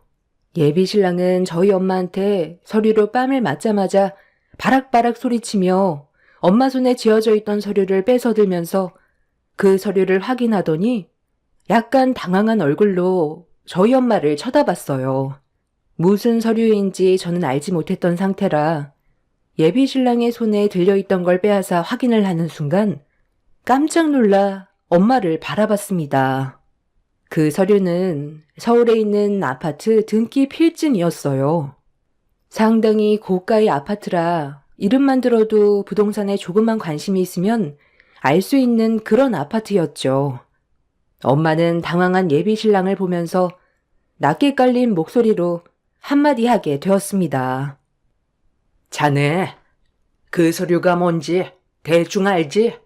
내가 최근에 아파트 경매에 낙찰돼서 받은 등기 필증인데 그 아파트가 지금 현재 시세로 25억일세. 내가 왜 그 서류로 자네의 뺨을 쳤는지 아나? 사람은 겉모습만 보고 판단하면 안 된다는 거야. 눈앞에 보이는 게 전부가 아니라는 말일세. 그리고 우리 집에 인사 오려 있으면 최소한의 예의는 갖춰야지. 둘이서 만난 시간도 꽤 된다면서 어떻게 이런 식으로 내 딸에게 상처를 줄 수가 있나? 자네가 어떤 사람인지 나도 충분히 알게 돼서 내 딸의 인생을 망치지 않은 것만도 다행으로 생각해야지 어쩌겠나. 신혼집으로 마련해 주려고 준비해 놓은 거였는데 뭐 어쩔 수 없지. 앞으로 인생 그렇게 살지 말고 항상 겸손하게 살도록 하게. 명주야, 너도 이제 사람 보는 눈 좀 키워라. 적어도 사람과 동물은 구별할 줄 알아야지. 어머니, 잠시만요. 그 서류 정말 진짜예요? 아니, 서울에서도 알아주는 아파트를 경매로 구매할 정도면 재력이 상당하시다는 건데 왜 이런 거지 같은 집에서 살아요? 그러니까 제가 오해를 하게 된 거잖아요. 이런 상황을 만든 건 아버님, 어머님한테도 책임이 있는 거죠. 저한테만 문제가 있는 거라 볼 수 없죠. 자네 지금 이 집이 30년이나 돼서 나이가 빠져 보이니까 우리 집안을 가난한 집안으로 봤지? 여기 동네가 앞으로 어떻게 바뀔지는 생각해 봤나? 자네는 아직 세상을 보는 눈과 귀가 어둡구만. 여기 재개발 지역으로 확정 발표됐다는 뉴스도 못 봤나? 겉으로 보는 게 나이가 빠져 보여도 지금 이 집이 자네 집보다 훨씬 비싼 값으로 책정되어 있고 이 집은 우리 가족이 30년간 함께 살아온 추억이었던 돈으로도 바꿀 수 없는 귀중한 보물일세. 엄마의 말이 끝난 뒤 저희 가족은 집으로 들어왔어요. 예비 신랑은 엄청난 충격을 받았는지 한참 동안 집 앞에서 떠나지 않고 있었습니다. 그리고 이런 문제가 생기게 된 이후 예비 시부모님이 남자친구한테 어떤 일이 있었는지 전부 다 듣게 되었는지 저희 집을 찾아왔어요. 어느 정도 예상은 하고 있었지만 예비 시부모님은 남자친구가 많은 실수를 했다면서 다시 좋게 풀어가려고 노력했지만 저희 부모님과 저는 이미 많은 상처를 받아 받아주지 않았습니다. 예비 시모는 자기 아들이 한 행동에 대해 많이 뉘우치고 있다면서 한 번만 살려달라고 싹싹 빌었지만 저희 부모님은 조금의 망설임도 없이 문을 닫아버렸습니다. 저에게 파혼을 외친 그놈과 정말 파혼을 하게 되었고 더 이상은 엮이지 않았습니다. 그날 정말 많은 걸 배우게 됐고 인생 경험을 한 것 같아요. 사람은 보이는 겉모습만 보고 판단을 하면 안 된다는 걸 다시 한번 깨닫게 되었고 저도 앞으로 살아가면서 상대방을 함부로 판단하고 생각하지 않겠다고 다짐하게 되었습니다. 인생은 평생 배움의 연속이라더니 정말 그런 것 같아요. 이번 일을 통해 많은 생각을 가지게 되었거든요. 남자친구였던 그놈은 아직까지 저에게 미련이 남았는지 제가 운영하고 있는 네일숍에 몇 번이나 찾아와서 관계 회복을 하려고 노력하길래 냉동실에 있는 얼음 한 바가지 퍼서 얼굴에 냅다 뿌리며 내쫓았어요. 제 사연을 들어주신 분들께서도 사람을 볼 때 겉모습만 보고 판단하지 않으셨으면 좋겠어요. 상대방이 자신보다 더 뛰어난 사람일 수도 있고 차후의 상황이 역전될 수도 있으니 항상 겸손한 게 제일인 것 같아요. 즐거운 주말 가족분들과 좋은 추억 많이 만드시길 바랍니다. 감사합니다. 안녕하세요. 저는 결혼 35년 차 직장인입니다. 어느덧 30여 년이 넘는 세월 동안 부부를 유지했네요. 처음에는 참 어렵고 힘들다 느껴졌었는데 생각보다 세월이 빠르구나 느끼고 있답니다. 이곳에서 여러분들의 사연을 접하면서 저만큼 기막히고 어이없는 일들이 많구나 생각했는데요. 저 역시 그런 세월들을 버텨왔었는데 요즘은 다시 태어난 기분으로 살고 있답니다. 남편과 결혼을 했을 당시 다정하지는 않더라도 남편의 남자다움과 책임감에 평생을 굶지는 않겠다 생각으로 살았던 것 같아요. 신혼 때는 그저 그렇게 살 수 있었는데 출산을 하고 나니 남편은 제가 생각했던 사람이 아니더라고요. 그때 당시에는 지금과는 분위기도 달라서 집안일이나 육아는 온통 여자의 일이라고 생각하는 사람들이 많았죠. 남편 역시 아이를 낳고 나서 한 번을 봐준 적이 없었답니다. 몸살이나 힘들어 남편에게 부탁을 했을 때 저에게 했던 말이 지금도 잊혀지지 않네요. 네가 고작 뭘 했다고 몸살이 나? 아이 보느라고 집에서 뒹굴거리니까 아프기나 하는 거지. 그러니까 애 잘 때 운동도 하고 그러라니까. 남들 다 아무렇지 않게 애 보는 걸 넌 왜 그렇게 유난이야? 아프니까 애 봐달라고? 야, 난 밖에서 온갖 사람들한테 시달리면서 정신없이 일하는데 그런 남편한테 애 봐달라고 하고 싶냐? 양심이 있어야지 원. 내가 계속 봐달라고 하는 게 아니잖아요. 잠깐만 약 먹고 열 내릴 때까지만 봐달라고요. 아이한테도 옮길 수 있고 오늘 저녁만 좀 봐줘요. 당신 내일 쉴 거잖아요. 오늘 푹 쉬면 나을 것 같으니까 몇 시간만 좀 봐주면 안 돼요? 어제도 약 먹었는데 애가 통 잠을 안 자니 열이 안 내렸어요. 지금껏 애 저 혼자 봤는데 한 번만 아이 좀 봐줘요. 야, 그럼 네가 나가서 돈을 벌어. 내가 너 팔자였으면 남편 업고 다니겠다. 집에서 애나 보면서 쉬면서 뭘 아프다고 징징이야? 너 지금 이러는 거 밖에 나가서 말해봐. 누가 네 편 들어주나? 아주 그냥 팔자가 늘어지니까 이제는 애마저도 못 보겠다 하는 거냐? 그리고 네가 무슨 애를 혼자 봐. 난 돈 벌면서 애 키워주잖아. 여보, 저 아이 낳고 제대로 쉬지도 못했어요. 당신 일하느라 힘든 건 알겠는데 그래도 몇 시간은 봐줄 수 있잖아요. 어머님한테도 여쭤봐도 안 된다고만 하시고 병원에서도 하루라도 푹 쉬면 나아질 거라 하는데 당신이 좀 봐줘요. 남편은 자신이 돈을 버니 집안일이며 육아는 당연히 제가 해야 한다고 했어요. 저뿐만 아니라 그때는 주변 대부분의 사람들이 그렇게 생각했죠.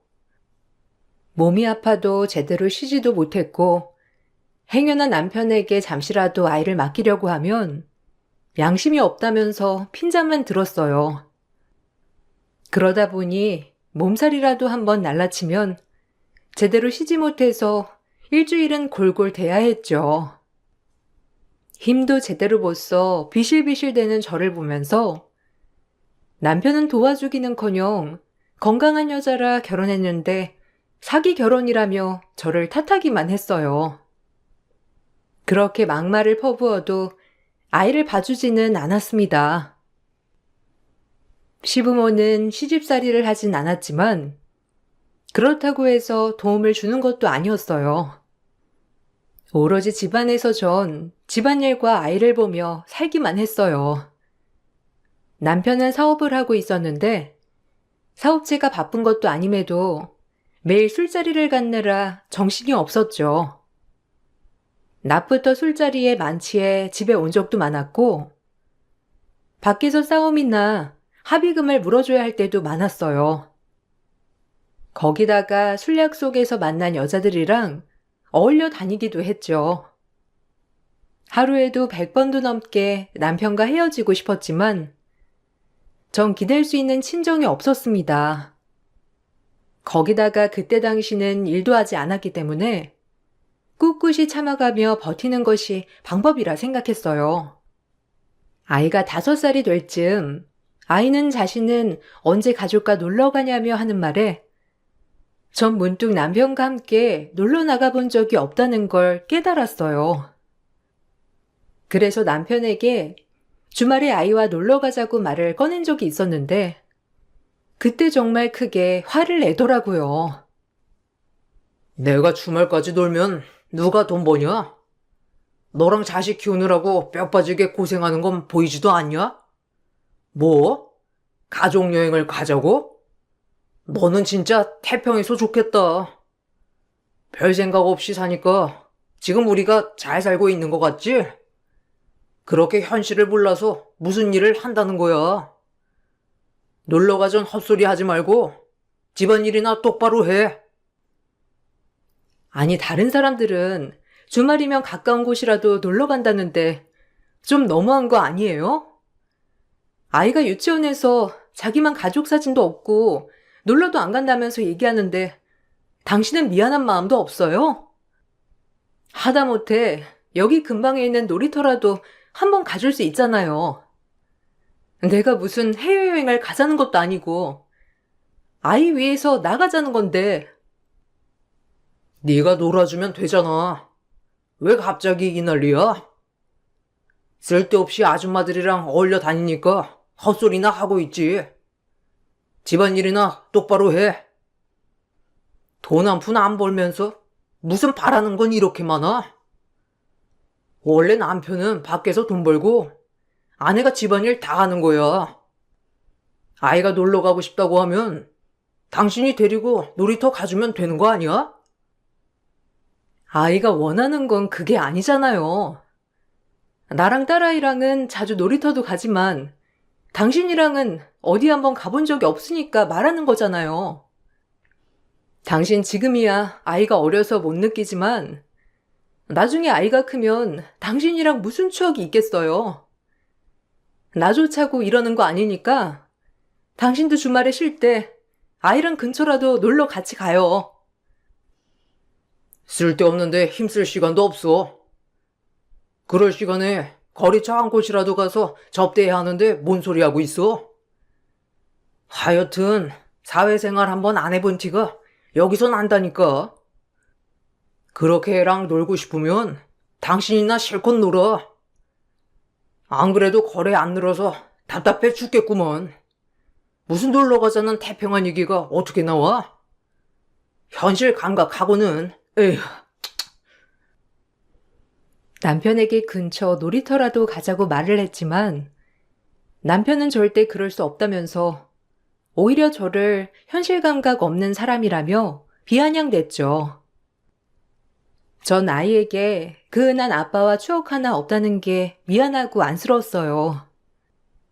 아무리 가부장적이라고 하더라도 아이에게는 그렇지 않을 거라고 생각을 했는데 남편은 마치 자신의 몫을 다하는 양 행동했습니다.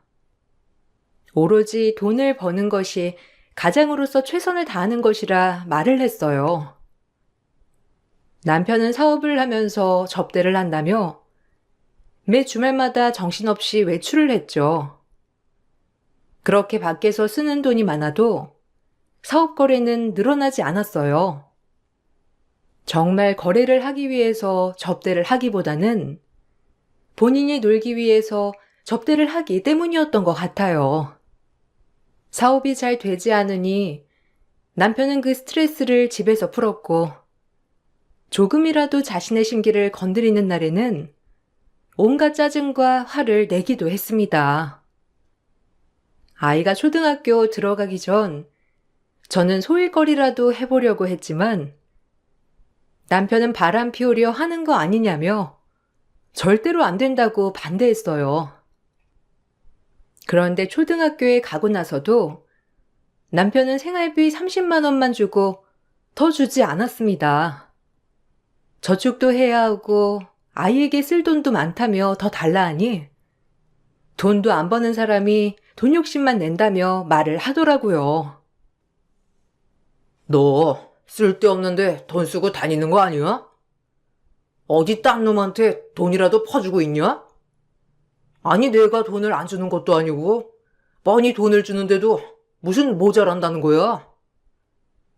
네가 제대로 가계부 쓰고 아껴서 살면 그 돈으로도 충분히 살 수 있는 걸 지금 부족하다는 게 말이나 돼? 헛소리 작작하고 그 돈으로 아껴서 쓸 생각이나 해.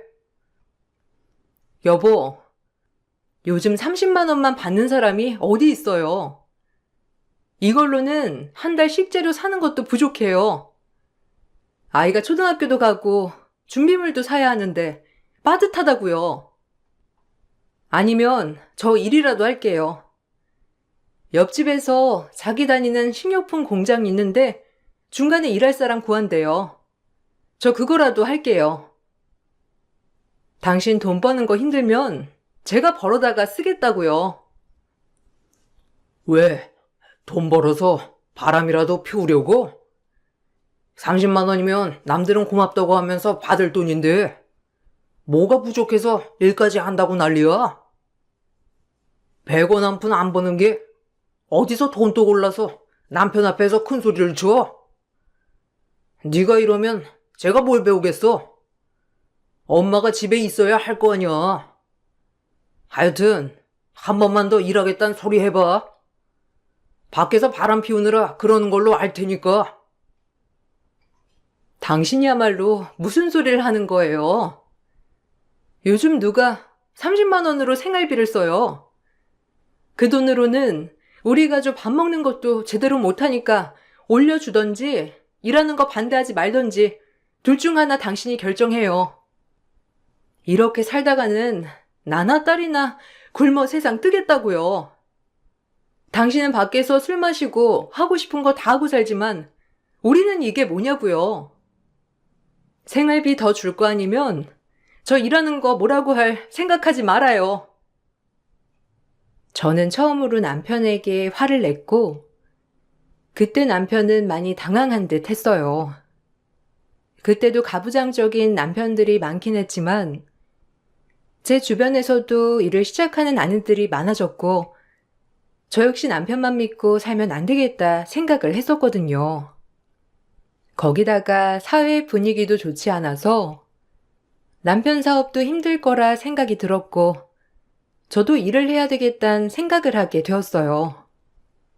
그러면서 전 아이가 초등학교에 들어가고 난 뒤 일을 시작하게 되었습니다. 익숙지 않은 일이었지만 열심히 했고 회사에서도 인정을 받게 되었어요.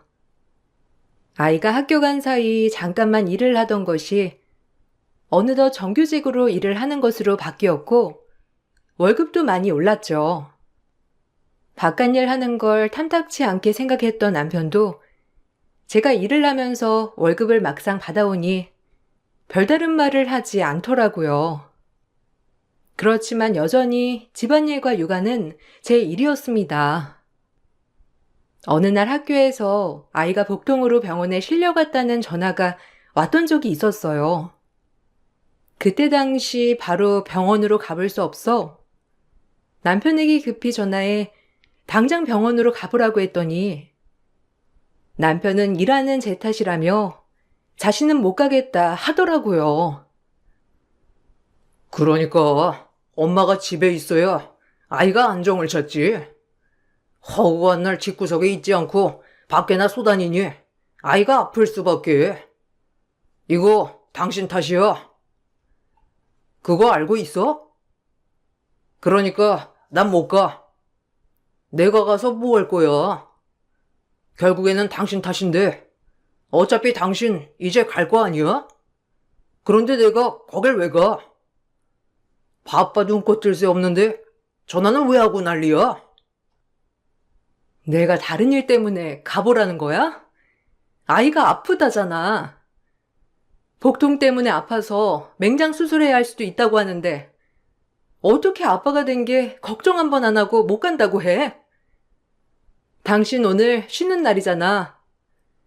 사업장 문 닫는 날이라고 오늘 집에 있는다며. 지금도 집 아니야? 뭘 바빠 정신없다고 하는 건데. 지금 바로 병원 좀 가. 가서 있으면 나 여기 일만 마무리하고 갈 테니까.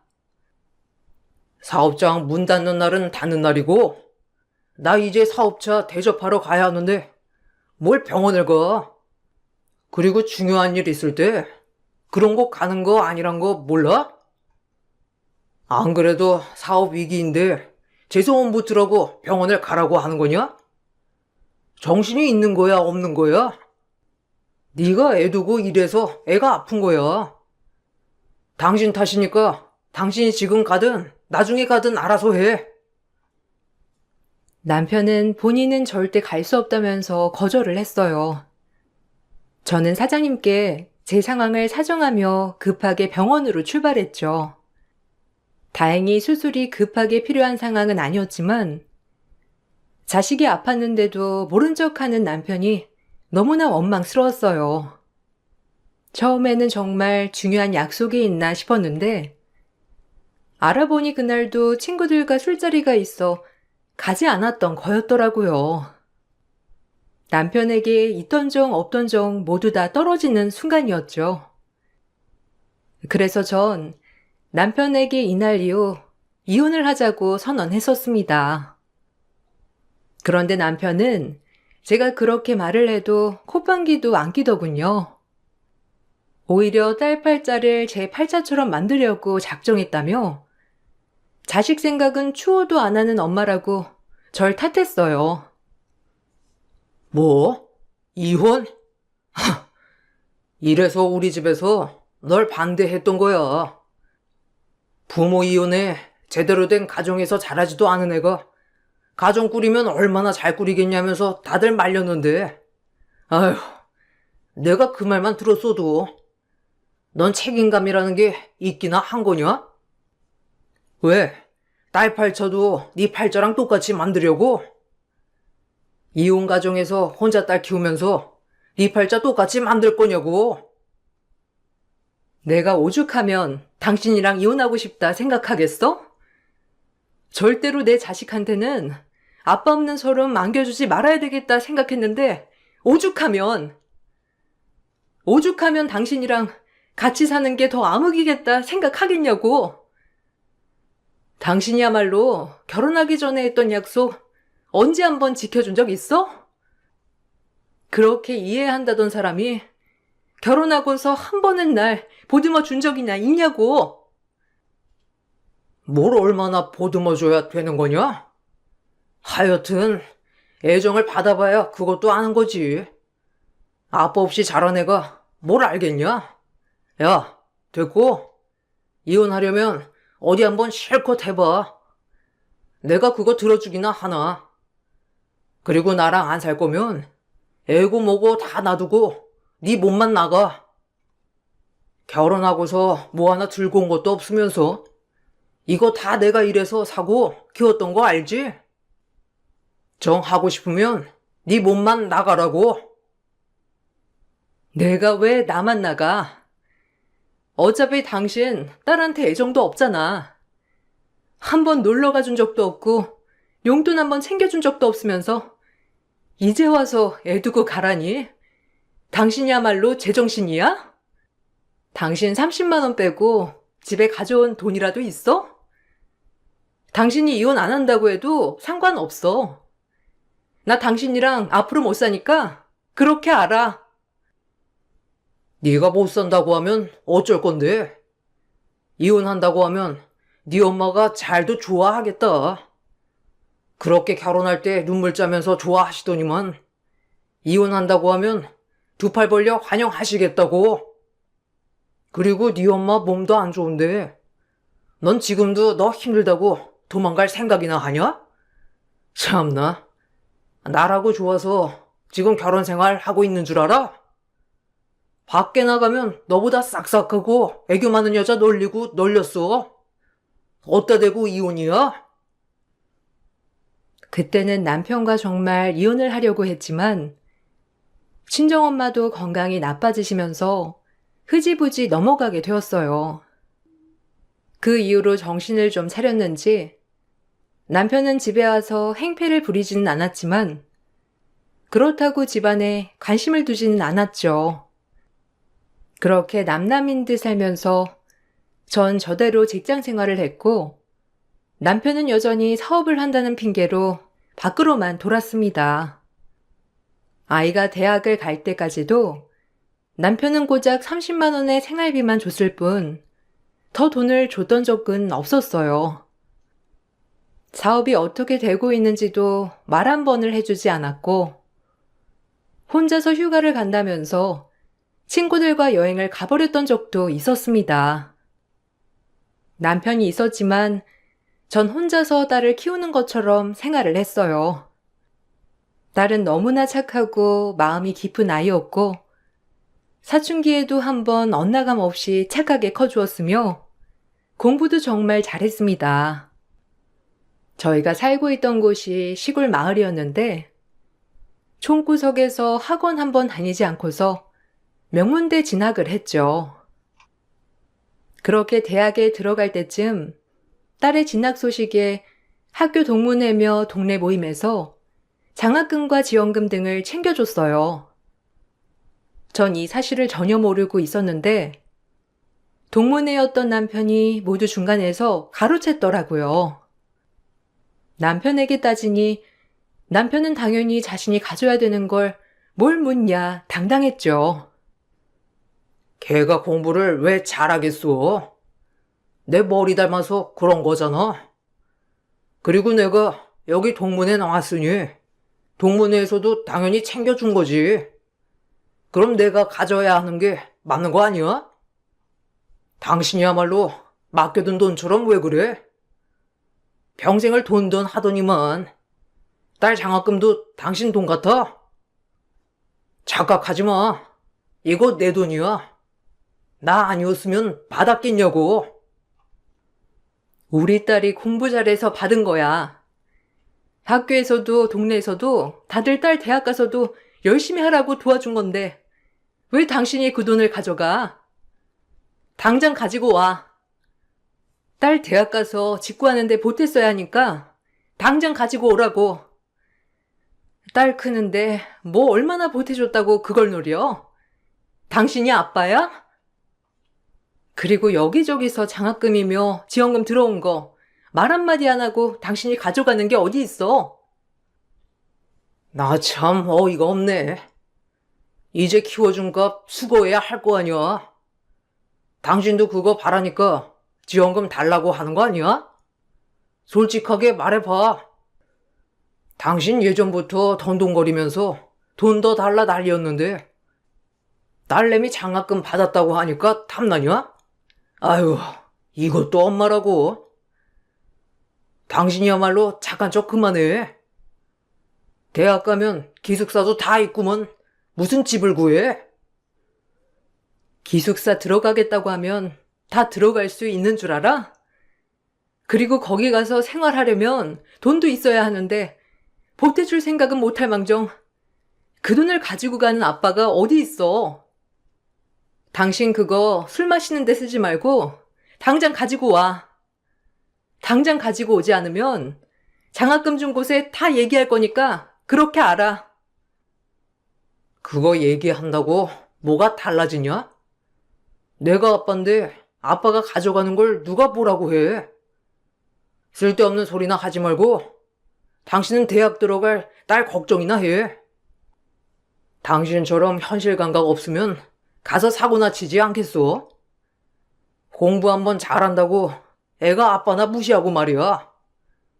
키워준 보답은 하지 못할 망정 건방진 게 아주 당신 쏙 빼닮았어. 남편은 자신에게 연락 온 장학금 등 지원금은 자신이 가지고 갔지만 딸에게 직접 전달한 것은 받지 못한 것 같았어요. 딸에게 그 돈을 달라 하니 딸은 야무지게 절대 줄 수 없다고 했던 거죠. 저보다 배는 더 나은 딸이구나 생각이 들어 안심도 되고 뿌듯했지만 남편은 여전히 정신 차리지 못했구나 싶어 답답했어요. 그래도 딸이 시집가기 전까지만이라도 버텨보자는 생각을 했죠. 딸은 대학에 진학해서도 효녀였습니다. 성실하게 공부를 했고 장학금으로 대학을 다녔어요. 거기다가 아르바이트도 하면서 저에게 한 번도 돈을 받아본 적이 없었죠. 딸은 졸업 후 대기업에 입사를 하게 되었는데 남편이 딸 이름을 팔아서 여기저기 돈을 빌렸던 모양이었어요. 어느 날 집에 사람들이 찾아와 딸 이름을 대며 빌려간 돈을 달라기에 사정을 알아보니 남편이 딸 이름으로 돈을 빌렸던 것이었어요. 딸에게 도움을 주진 못할 망정 오히려 민폐나 끼치고 있으니 당장 남편에게 해결하라며 크게 화를 냈습니다. 근데 남편은 뻔뻔했어요.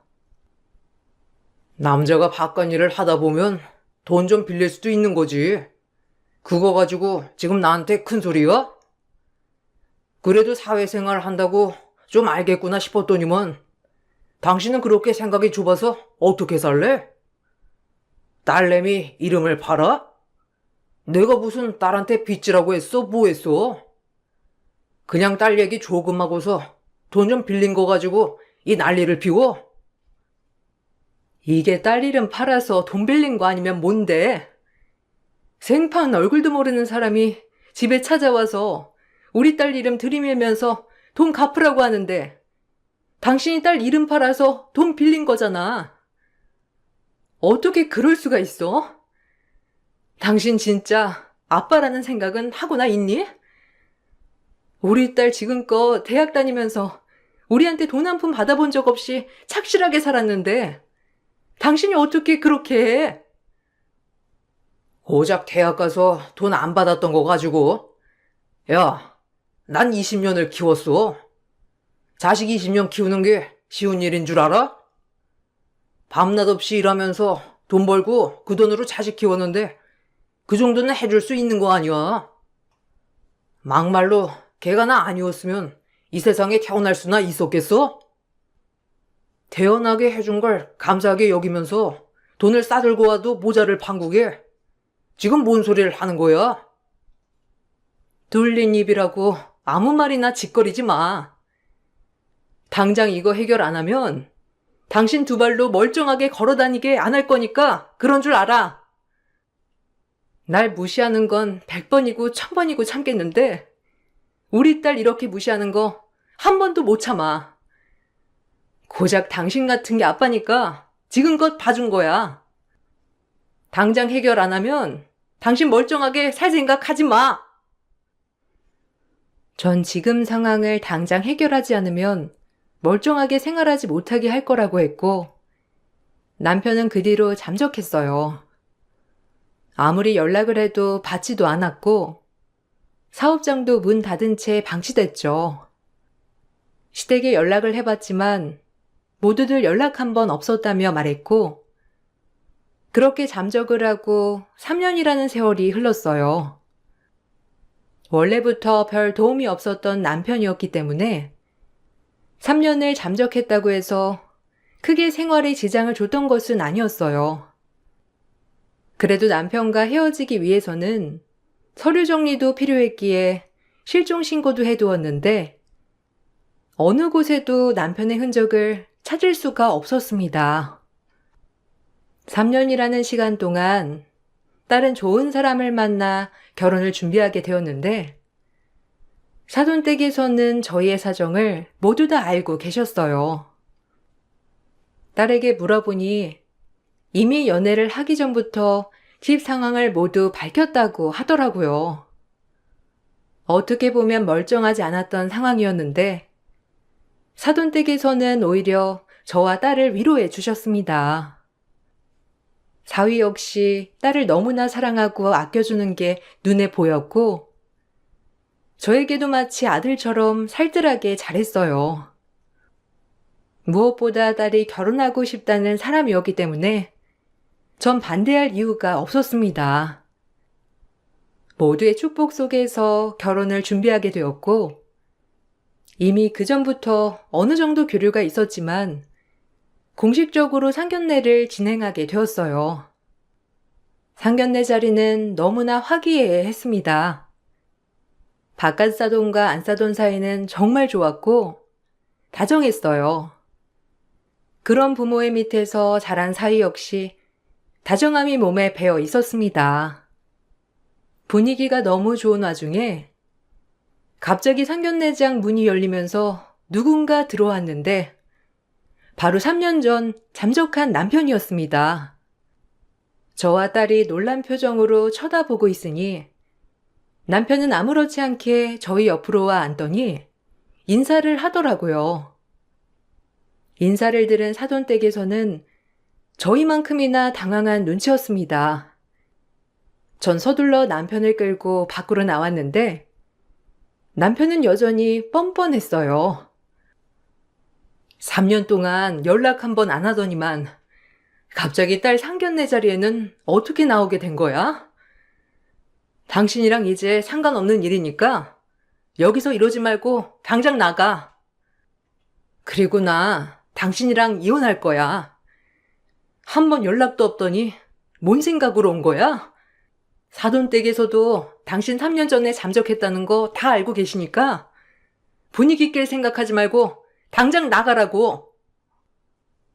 멀쩡히 아빠가 살아있는데 어떻게 딸 상견례에 참석을 하네? 아무리 내가 3년 잠적을 했다고 쳐도 아빠는 아빠야. 당신이 무슨 권리로 내 자리를 없애는 건데? 뭐 사돈댁에서 다 알고 있다고 하니 얘기하는 건 더 쉽겠네. 들어보니까 사돈댁이 좀 빵빵하던데? 뭐 받은 건 없대? 아무리 시대가 바뀌었다고 하지만 딸 시집 보내면 그쪽에서 뭐 하나 해줘야 하는 거 아니야? 뭐? 지금 딸 가지고 장사하니? 헛소리 작작하고 당장 사라지라고. 당신 아빠 자격 잃은 지 오래니까 여기서 나 화내고 싶지도 않고 당신이랑 이렇게 얘기하는 것도 싫거든? 그나마 사돈댁 안에 계시니까 이 정도로 말하는 거야. 딸도 아빠 없다고 생각한 지 오래야. 당신이 이렇게 나타난다고 해서 달라지는 거 하나도 없어. 그건 네 생각이고 이건 3억인데 당신이 좀 내줘. 나 혼자서는 도저히 안 되겠더라고. 당신 돈 잘 벌잖아. 딸 결혼하니까 뭐 모아둔 돈도 많이 있을 거 아니야. 제가 모아뒀거나. 아니다. 사돈댁 잘 산다고 들었는데 당신 안 되면 빌려달라고 하지 뭐. 이거 안 갚으면 나 큰일 나. 아비 없는 딸 만들 거냐? 서류 가지고 사돈댁 가기 전에 당신이 해결 좀 해줘. 남편은 기가 막히게도 카드값이며 카드 대출이며 총 3억이나 되는 채무를 저보고 갚아달라며 뻔뻔하게 요구를 했습니다. 눈 하나 깜짝 않고 말하는 남편이 기가 막혔지만 이런 걸 남편이라고 지금껏 참았던 저도 한심하다는 생각이 들더라고요. 그 순간 가게 방 안쪽에 계셨던 바깥 사돈께서 나오시더니 저희 쪽으로 다가왔어요. 제 표정을 보시고서는 남편에게가 볼을 내리치셨습니다. 남편과 저 모두 깜짝 놀랐죠. 남편은 이게 뭐 하는 짓이냐며 고래고래 소리를 치더라고요. 바깥 사돈도 더 놀라운 얘기를 했습니다. 당신, 나 알죠? 아마 알 텐데. 3년 전에 당신이 사기친 공장 사장이 바로 납니다. 당신 덕분에 우리 공장 다 망할 뻔 했는데, 날 잊으면 안 되지. 공장장이랑 짜고 날 속이니 좋았습니까? 거래한다는 핑계로 우리 사업 카드로 여자 동석해 술집 다니지 않았어요? 그 집 사람들 참 불쌍하고 안 됐다고 생각했는데 사돈이시라니. 당신 내가 3년을 쫓아다녔어. 뭔가 오해가 있으신 것 같은데 저 그런 짓 안 했습니다. 거기 공장장이 짜고 친 걸 제가 어떻게 같이 사기를 칩니까? 저도 피해자예요. 어디서 많이 봤다 했더니만 그 공장 사장님이셨구먼. 에잇, 잘 됐습니다. 안 그래도 당신이랑 할 말도 많았는데 우리 딸내미 데리고 가니 뭐 제가 사기친 건 아니지만 둥쳐주시죠. 당신 딸? 누가 당신 딸이야? 우리 며느리는 여기 이쪽에 계신 사부인 딸인데 무슨 소리를 하고 있어? 그리고 남의 상견례까지 쫓아와서 이게 무슨 행패야? 당신 잘 만났어. 그동안 사기친 거 이제 갚아야지. 그 공장장 지금 콩밥 먹고 있는데 이제 당신 차례야. 내가 2배고 3배고 다 갚게 만들 테니까 두고 봐. 전 남편이 여기저기 빌린 돈 때문에 잠적을 한 줄 알았는데 그 돈뿐만 아니라 사기까지 치면서 잠적을 한 것이었어요. 그 피해자가 바로 사돈댁이셨던 거죠. 전 너무나 당황스럽고 미안한 마음이 들었지만 사돈댁은 저를 탓하지 않으셨어요. 남편에 대해서는 이미 오래전부터 알고 계셨다고 하시더라고요. 잠적하기 몇 년 전에 우연히 지인 소개로 안면을 트게 되었는데 그때부터 술 대접을 즐겨하고 가족에 대해서는 애정이 없어 보여 가족들이 참 안쓰럽다 생각을 하셨다고 말씀을 해 주시더라고요. 심지어 집에 30만 원만 갖다 준다며 당당하게 얘기하는 남편을 보면서 같은 남자로서 치졸하다 생각을 하셨대요. 사기를 당하고 나서 남편을 신고했지만 찾지 못했고 실종 신고도 되어 있어서 더 이상 진행을 할 수 없었다고 하셨는데 이렇게 상견례 자리에서 마주하게 된 거죠. 전 사돈댁에 너무나 죄송스럽고 미안한 마음이 들었지만 오히려 사돈댁에서 저희를 도와주셨어요. 다시 사기죄 소송을 진행하기 전에 저에게 이혼을 먼저 해달라고 하셨습니다. 전 사돈댁의 도움을 받아 이혼을 진행했어요. 3년의 잠적으로 남편은 가족을 버린 유책사유가 받아들여지게 되면서 저에게 위자료를 지불하게 되었어요. 거기다가 지금껏 생활비를 30만 원씩만 주었으니 재산 분할도 남편은 가지고 가지 못했죠. 이혼 소식이 전해지고 난 후에 사돈댁에서는 남편에게 민사소송을 진행하셨어요. 남편의 행적을 다시 찾았으니 형사조사도 계속되었습니다. 그 뒤로 남편은 저를 찾아와 한 번만 도와달라며 사정사정을 했어요. 여보, 당신 정말 이럴 거야? 우리 30년이나 넘게 부부로 살았는데 이렇게 단번에 헤어질 거냐고. 내가 아무리 바깥일 하느라 가정을 못 돌봤다고 하지만 우리 그래도 부부잖아. 이제 와서 이혼하면 뭐 할 거야? 딸도 결혼한 마당에 당신도 외로울 거 아니야. 그러지 말고 나 좀 도와줘. 내가 이번만 잘 해결하면 가정에 충실할게. 어디서 개가 짖는지 모르겠네. 그러게 35년이나 부부였는데 우리가 진짜 부부였나 싶을 정도로 당신한테 애정이고 뭐고 없어. 근한 추억도 없는데 이제 와서 부부니 뭐니 할 필요가 뭐가 있니? 당신이야말로 뻔뻔하다. 당신 내 남편 아닌 지 오래야. 이혼 소송한 건 단지 서류 정리하려고 한 거고 당신이랑 나랑 언제부터 부부였어? 당신 그러지 마. 당신 나 사랑하잖아. 내가 3년 잠적해서 그런 거 같은데 나도 다 이유가 있었어. 사기치려고 한 게 아니라 살려고 내가 아등바등 하다가 나도 모르는 사이에 휘말리게 된 거라니까. 내가 아무리 그래도 사기를 쳤겠냐고. 사돈댁에서도 오해한 것 같은데 당신이 좀 잘 말해주면 안 될까? 내가 이렇게 부탁할게. 약 먹었니? 뻔뻔한 건 여전하구나. 그래, 고소까지 당한 마당에 뭐가 무섭겠니? 어디 접근금지라도 시켜줄까? 그것까지 더한다고 뭐가 달라지겠어? 그래, 내가 여러 개 고소해 줄 테니까 같이 해결해봐. 앞으로 한 번만 더 내 앞에 찾아와. 당신 철장 신세 질 때도 멀쩡하게 걸어다니지 못하게 해줄 거니까. 알았니? 당장 사라져. 남편은 끝까지 뻔뻔하게 부탁을 했지만 전 들어주지 않았습니다. 그렇게 남편은 형사 처벌을 받게 되었고 처벌을 받은 이후에도 민사배상으로 사기친 금액을 배상하게 되었어요. 알고 보니 시댁에서 그동안 잠적을 도와줬던 모양이더라고요. 배상하려고 시댁 재산까지 싹 다 처분한다는 소식을 들었는데 그걸 해결해 준다고 해서 남편이 정신을 차릴지는 모르겠습니다.